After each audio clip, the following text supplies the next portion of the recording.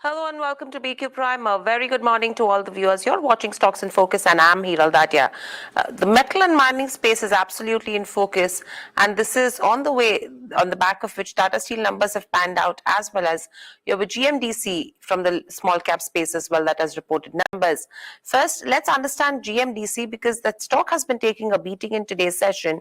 Rishi is standing by to get us more in terms of how the quarter has been and what's worked and what has not worked and what is the strategy that he picks up for the company. Rishi, good morning.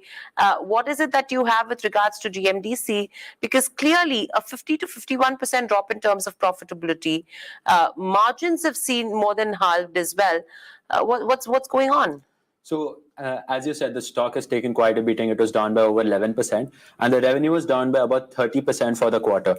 Now, this was on the back of the management was pointing out some challenges in terms of lignite pricing.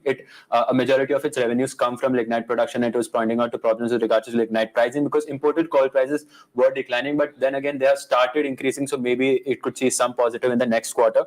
But apart from that, it was also facing some operational issues at its mines, and there was also rains that played quite a spoilsport in terms of the production of power, and so that was one thing that was also played a spoilsport. Then apart from that, its productions were also down for the quarter. It was down by about 20% to 9.15 lakh tons. So in terms of management commentary, we do need to look out for if the management is looking to change its guidance for margins, because the margins guidance for the financial year was set at 30% and the revenue guidance was set at 3,500 crores. So because the margins have declined so significantly to about 14% from the previous quarter's 31%, we need to look out for if the management really maybe changes the guidance down, because it's clearly it is facing some problems in terms of pricing and costs. Absolutely. I think so. It's going to be interesting to see. Let's see if the management joins us today as well to understand what the future holds in store. Stay with us. We'll be joined and we'll be discussing Tata Steel as well shortly. Amit Dixit, analyst at ICICI Securities, joins in with regards to Tata Steel. It's interesting to see because clearly the expectation was that we could see some bit of a downtick on the way the quarter two numbers have panned out. Amit, good morning and welcome to the show. Yeah, hi. Good morning. So, Amit, let me come to you overall. What was your expectation? Was this something that you already expected with regards to where the impairment goes? Number one, the restructuring commentary that has come in because, they had mentioned earlier in the previous con calls as well that the restructuring details will be given out in the second quarter. The stock has not really reacted that badly. It's still trading absolutely flat as we speak. What's the sense that you pick up?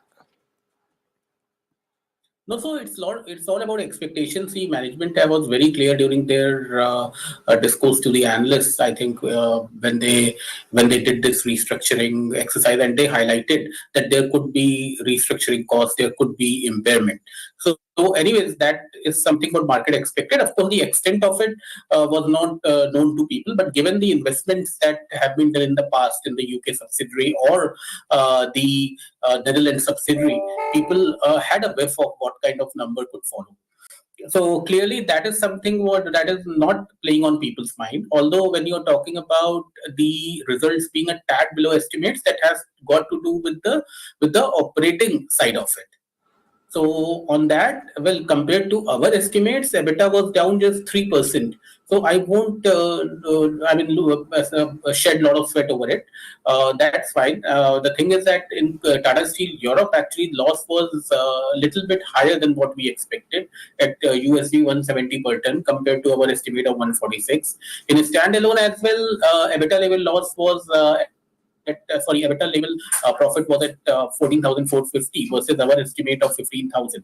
So there was a tad disappointment there, but something that was not out of turn, I would say, and therefore that is getting reflected in the stock performance as well. So hi Amit, Rishi over here. So a two-part question. Firstly, you mentioned that the quantum of restructuring was something not up to the level that you had expected. So what were your expectations in terms of the quantum? Do you think this is a positive in the long term? And secondly, in the shorter term, because the EF is going to be operational only about in a 3 years time frame. So how do you see the operational as well as operational costs playing out in the UK business, particularly until then? So UK business, as the management has highlighted in September, that they would be, first of all, the assets would go up to the end of their useful life, which is another 1 year from now, and then they'll be looking at the option of setting up this EA. While things will go on, they will be continuously making efforts to replace these equipment. So going ahead, what we see that first of all, these the assets that are there, the heavy end assets, that is the upstream assets, they will be there for 1 year. Then they would be rolling from the externally procured slabs. So on the whole, what we see that in a long term perspective, this will actually give a benefit of around 150 pounds per ton to the company. Because these assets, do remember that these assets were quite old, and therefore their operational efficiency was also low. And these will be replaced by brand new and state of the art equipment. So therefore, one has to see from that respect. And secondly, there is a massive scrap infrastructure in the UK itself. So then they don't have to depend on externally procured iron ore or coking coal. So all these mechanics would actually play. And that is how we look at it. It's for us, it's like a short-term pain versus long-term gain. Amit, on the input cost side as well, if you see, coking coal cost has been higher. The volumes have been lower in terms of Europe as well, and that is something which has actually impacted the overall margin profile of the business. Now, the headwinds with regards to the global environment, which is actually emanating from a high interest rate environment, do you think that would actually go ahead and pose a challenge with regards to where offtake of steel goes and keep price realizations subdued going forward? Yeah, so that's a very pertinent point. If you look at current scenario, in fact, European spreads are at an unsustainable level. For the first time in 3.5 years, I have seen European spreads slipping below $200 per ton, which I think is detrimental for the industry. So therefore, I have been of the view that prices, not only in Europe but rest of the world also, are most likely near the bottom and are kind of bottoming out. As far as coking coal prices go, they are still pretty high. So, in terms of overall operational effectiveness or efficiency of the business, if you see, we believe that the operational challenges would remain. They would remain more in UK than in Netherlands. By the way, in this quarter, there was an element of $50 to $70 per ton of one-time cost related to relining of these blast furnaces in iodine. So this will go away next quarter. So next quarter, you will find that EBITDA per ton again depends on what management says, but it would be closer to Q1, Q2, or maybe can improve if your steel prices go up or if spreads improve.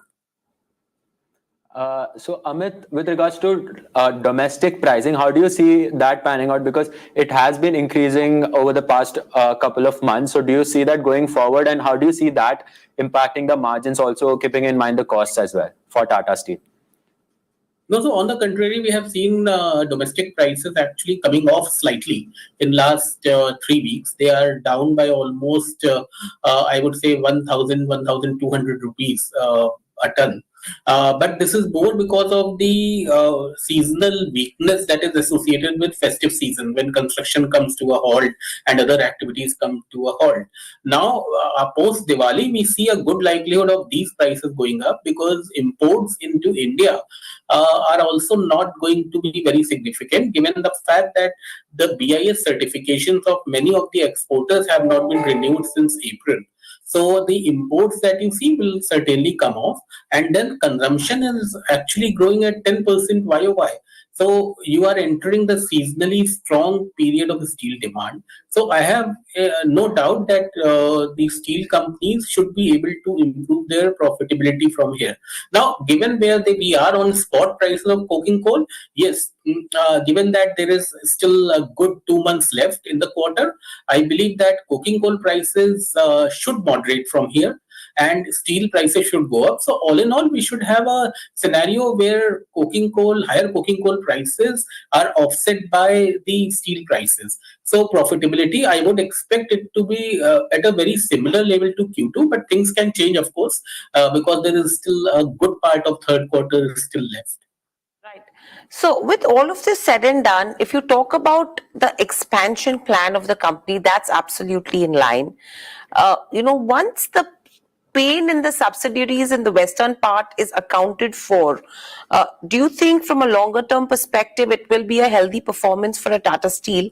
And probably in the short to medium term, you will continue to remain cautious in this scenario, and what will be your call? No, so if you talk about very short term, definitely there would be hiccups. There would be in off and on, because Europe is such kind of a geography where it is very difficult to make money while making steel. So given the fact that Netherlands plant has been making money, if you look at across the cycle EBITDA, that has remained between $60 to $80 per ton. So which is healthy as far as the European standards go by. Now going ahead, even UK is going to become little bit more sustainable. So the losses that were there would be curtailed to a significant extent. But in short term, as I said, it's a clear case of short term pain, because in UK or Europe in general, if you expect things to suddenly improve by a magic wand, that won't happen in 1 quarter or so. But in long run, Tata Steel, I think, is taking all the right steps. They have restructured the European operations. They have kind of, UK is being made more sustainable. They are getting grant also from the government for that.